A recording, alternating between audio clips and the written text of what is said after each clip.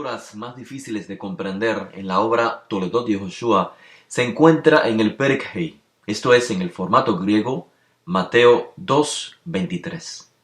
La traducción que hemos realizado dice así: vino y habitó en la ciudad llamada Nazaret para cumplir lo que dijo el profeta: de Nazaret será llamado. La cita ha sido objeto de confusión y mucho debate. Primeramente, tenemos que comprender el texto hebreo y después explicar el significado del mismo. A modo de aclaración, el texto hebreo del tratado Eben Bohan, del cual traducimos al español, dado que es un texto transcrito en un tratado de polémica judeo-cristiana, pues el autor, en lugar de transcribir el nombre hebreo Nazaret, lo que hace es transcribir su forma en griego, Nazaret, para facilitar así la comprensión del lector. Recuerden que el objetivo del autor de Eben Bohan fue exponer al lector judío de habla hebrea las razones por las que el judío no ha de creer en las exposiciones cristianas sobre el personaje histórico de Nazaret. Y para lograr su objetivo, transcribe el texto hebreo de Mateo, pero alterando nombres de personas, de ciudades, transcribiéndolas de la fonética griega o latín de la cual están habituados sus lectores. De manera que el lector judío, al leer el texto, comprenda en el mismo lenguaje, con los mismos términos que usan sus oponentes cristianos. Por supuesto, esto no ocurre en todos los nombres de Toledot Yehoshua o del texto hebreo de Mateo, sino solamente en algunos.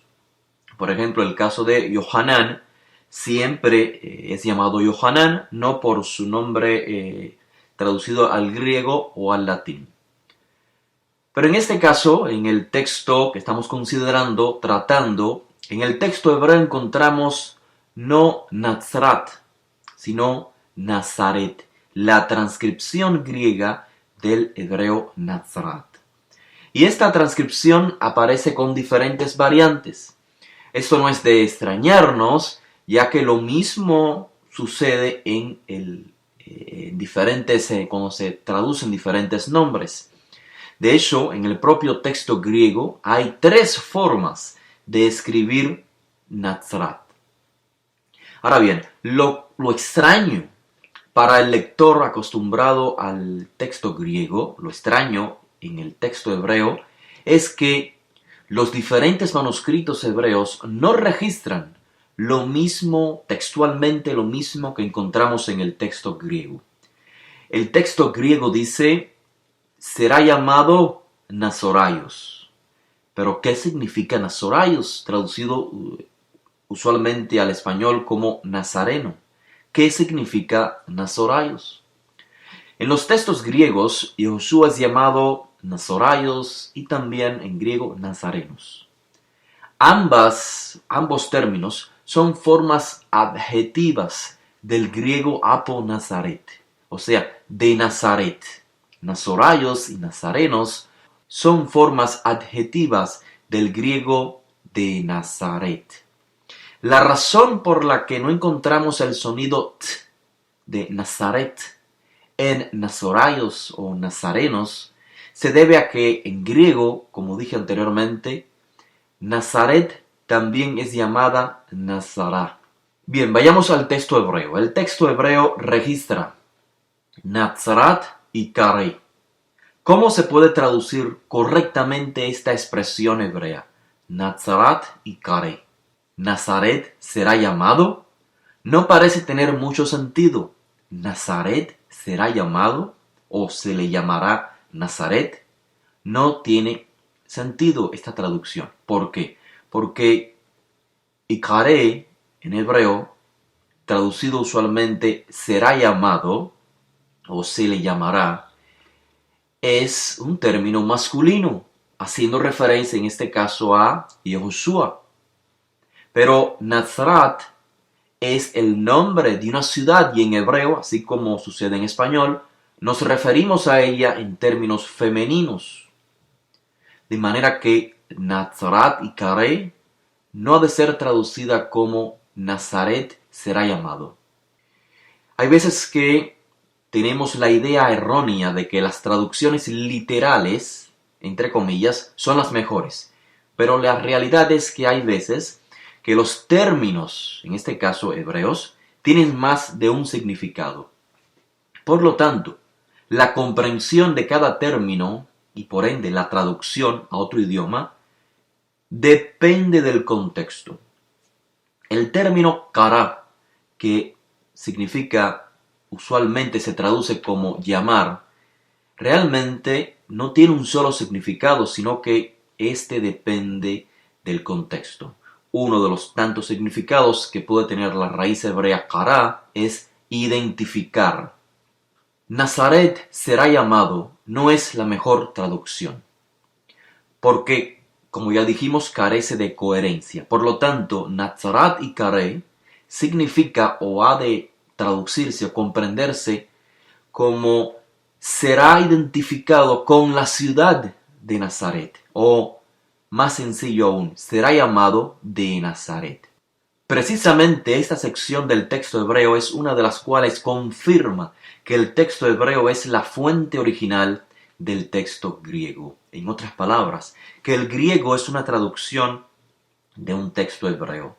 Si el texto hebreo de Eben Bohan fuese una traducción del griego, leeríamos entonces algo así como será llamado Naxarati, o sea, de Nazaret, o será identificado como Minazarat, de Nazaret.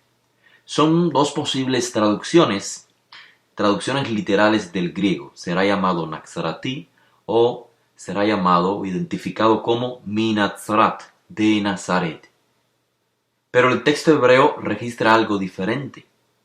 De manera que el traductor al griego llegó a la misma conclusión que hemos llegado nosotros.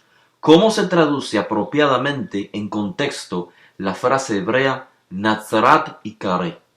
Vino y habitó, dice el texto en su contexto, vino y habitó en la ciudad llamada Nazaret para cumplir lo que dijo el profeta, será identificado con Nazaret. Se tradujo al griego será llamado Nazoraios. ¿Qué significa Nazoraios? Ya sabemos, de Nazaret. Es una forma adjetiva para decir de Nazaret. Como, por ejemplo, la manera de identificar a una persona de Siria al llamarlo sirio. Ahora bien, vayamos al significado del texto. Ciertamente es una sección desconcertante porque no tenemos un texto específico en el Tanaj que diga que el Mesías será identificado con Nazaret, con esta ciudad de Galilea. Ni siquiera Nazaret es mencionada en el Tanaj. Respecto a la existencia de la ciudad de Nazaret en el primer siglo, quisiera aclarar que esto ha sido confirmado no solamente en los escritos de los primeros discípulos, que por supuesto es una fuente histórica, sino también fuera de ellos existe evidencia contundente que claramente confirma la existencia de una ciudad llamada Nazaret en el primer siglo. Por ejemplo, fueron hallados dos fragmentos de losa de mármol en Cesarea del período helenístico, donde sin dificultad alguna se puede leer Nazaret, el nombre de la ciudad de Nazaret, entre otros nombres de otras ciudades. Y según Avi Yonah, profesor de arqueología de la Universidad Hebrea de Jerusalén, los fragmentos contienen la mención de las estaciones de los Kohanim o de los sacerdotes judíos en aquel entonces, lo cual es en efecto muy similar a un antiguo lamento por el 9 de Av, compuesto por el rabino Eliezer Akalir, y este rabino vivió, por supuesto, años posteriores al primer siglo, entre los siglos 8 y 9. Pero según los eruditos, este lamento se remonta a las épocas anteriores, pues la mención de Nazaret, se debe, o sea, en el lamento de Rabbi Eliezer HaKalir, se debe a que Nazaret era una ciudad en la cual residían o se estacionaban los Kohanim pertenecientes a la casa de Hapitzetz. Y esto entonces el profesor Avi-Yonah lo confirma con estos dos fragmentos de losa de mármol hallados en Cesarea. Ahora bien, lo más difícil de comprender para el lector puede ser la sección que dice habitó en Nazaret para que se cumpliera lo que dijo el profeta. El verso se encuentra, ¿en qué contexto? Dentro de la narrativa del nacimiento de Yehoshua, específicamente al final de la narrativa sobre la vida temprana de Yehoshua. En toda esta sección, el autor ha dedicado un espacio a los primeros años de Yehoshua. Ha mostrado cómo en la vida de Yehoshua se cumple la Torá y los profetas. ¿Qué significa cumplir en términos hebreos, dentro del contexto de la exégesis judía? El autor dice que la familia de Yehoshua se mudó a Nazaret para cumplir algo dicho por el profeta. Pero la profecía exacta, la cita a la cual se refiere el profeta, no es conocida para el lector moderno. Quizás para el antiguo sí. Veamos. La confusión se origina cuando el lector supone que el autor cita literalmente una profecía y esta ciertamente no aparece en el Tanaj. Por lo tanto, los incautos caen en el error de pensar que el autor se inventó una profecía para engañar a sus lectores, lo cual es irrisible porque si este fuese el caso, su trampa duraría quizás corto tiempo porque el lector, teniendo acceso a la literatura judía, al Tanaj, llegaría a la conclusión muy simple: no existe una profecía en el Tanaj que diga, que nos informe, que profetice que el Mesías ha de ser llamado de Nazaret, haya de ser identificado con la ciudad de Nazaret. De manera que esta cita ha sido objeto de confusión y debate, pero no debido a la falta de claridad en la referencia que hace el autor, sino por la falta de comprensión por parte del lector que no toma en cuenta el contexto judío. Cumplir en el contexto del Midrash, de la exégesis judía, no es el cumplir de la exégesis del mundo occidental. Para poder decir que algo se cumplió, es porque previamente se interpretó un texto del Tanaj. Y precisamente la acción de interpretar también se le llama en el Midrash cumplimiento. Es decir, cuando se interpreta, se cumple.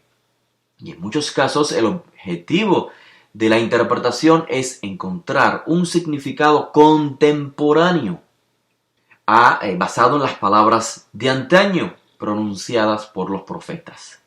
Evidencia de esta manera de cumplir la escritura, evidencia fuera de los escritos de los primeros discípulos, no solo la encontramos en la literatura rabínica, sino también en los rollos del Mar Muerto, cómo interpretaron los textos de los profetas de tal manera que tuvieran cumplimiento en sus días.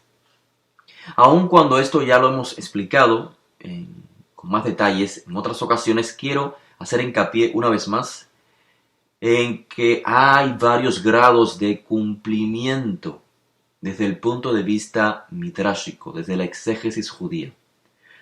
Por ejemplo, cuando se le da un sentido al texto, cuando se explica de tal manera que el texto tenga fluidez, vuelva a ser vivo. A esto se le llama cumplir la escritura, preservarla, darle continuidad. Luego, cuando toma lugar algo que confirma la interpretación previamente hecha, a eso también se le llama cumplimiento.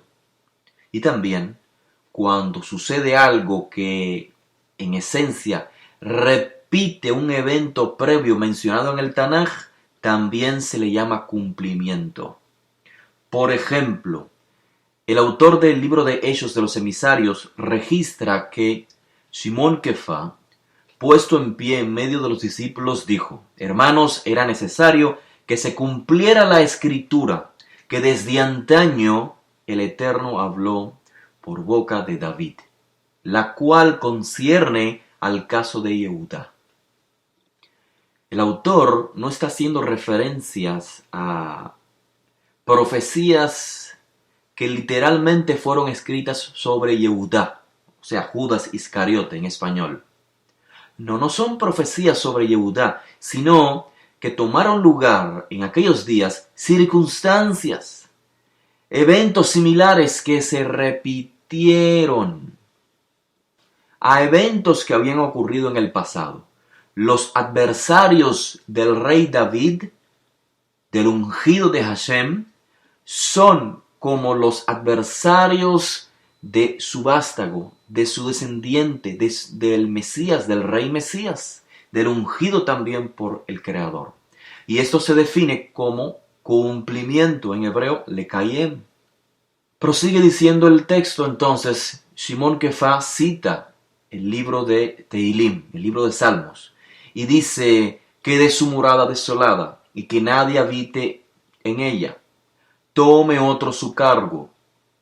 Son dos citas de diferentes secciones del libro de Salmos, una del capítulo 69, otra del capítulo 109. Las une el autor y dice que todo lo que sucedió con Yehudá es para que se cumpliera la escritura, en este caso, extraída del libro de Tehilim. De hecho, el autor modifica el texto de Salmos, el texto fuente. El texto fuente, Salmo 69, registra sus moradas. Pero el autor modifica el texto y dice que su morada desolada. ¿Cuál es la morada a la cual está haciendo referencia? A la morada de Yehudá. Porque los opositores o las moradas a las cuales hace referencia el libro de Tehilim son las moradas de los enemigos de David, del ungido. En este caso, uno de los enemigos del ungido fue Yehudá, opositor del Mesías. Así que la referencia entonces es a la morada de Yehudá. La morada de Yehudá es como las moradas de los opositores de David. Esa es una manera de cumplir la escritura. Hallarle sentido en los días en que los intérpretes, los comentaristas están viviendo. Teniendo toda esta información presente, entonces volvamos al texto en cuestión. Habitó en la ciudad llamada Nazarat para cumplir lo que dijo el profeta. De Nazarat se llamará. En el libro de Yeshaya Naví, capítulo 11, se registra el texto fuente, el cual, según mi comprensión, es al que el autor de Toldot Yehoshua hizo referencia, para decir que se cumplió en Yehoshua las escrituras, lo que dijo el profeta cuando habitó en Nazaret. Yeshaya Naví, el capítulo 11, registra: y saldrá un retoño de Ishai, de Isaí, el padre de David, y un renuevo, un vástago, brotará de sus raíces. En hebreo el renuevo o el vástago es netzer. Un netzer brotará de sus raíces. Cuando el profeta dice, y saldrá un retoño de Ishai, está aludiendo, haciendo una conexión con el Mashiach. De hecho, el Targum Yonatán, una traducción aramea del texto hebreo que proviene posiblemente del primer siglo, parafrasea: un vástago de sus raíces, o un netzer brotará de sus raíces, lo parafrasea, lo traduce en arameo como: el Mesías será uno de los hijos de Ishai. Sin dudas el término netzer es de contexto mesianista, y es por ello que el Targum Yonatán lo traduce como Mesías. Por ello los discípulos de Yehoshua de Nazaret, conociendo que éste había nacido en Nazaret y conociendo que el profeta había usado este término para el Mesías, el término es netzer, sin dudas podemos llegar a la conclusión, suponer que los discípulos explicaron que a través del Midrash, de la exégesis judía obviamente, netzer, brotará de sus raíces, es una pista que apunta a la ciudad llamada Nazaret, ya que ambos términos, netzer y Nazaret, vienen de la misma raíz. Y este tipo de midrashim, o de interpretaciones, de formas como cumplir los escritos de antaño, no son extrañas estas interpretaciones dentro del contexto judío antiguo y moderno.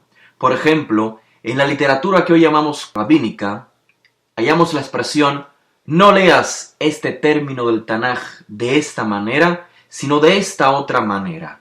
Un ejemplo, en el Tratado Yumá del Talmud Babli, página 38a, dice, no leas brotim, esto es cipreses, sino britim, pactos. El intérprete solamente cambió la letra Vav por la letra Yud. También en el mismo Tratado Yumá, en la página 75b, dice, no leas Avirim, sino Evarim. En el Midrash Sifré, leemos que Rabbi Yehuda y Rabbi Yosef discuten de qué forma se cumplen ciertos textos de las Escrituras. Esto es, de qué manera se pueden interpretar. Rabbi Yehuda interpreta diciendo que cuando el faraón hizo salir a Yosef y mientras iban pregonando delante de él, Avrej, esto es, doblad rodilla ante Yosef, explica Rabbi Yehuda que Avrej no significa únicamente doblad rodillas, sino que esta expresión, en ella se encierran dos términos. El primer término es Av, que significa padre. Esto explica Rabbi Yehuda porque Yosef era padre en sabiduría. Y además, también el segundo término es Raj, que significa tierno, porque Yosef era tierno en edad.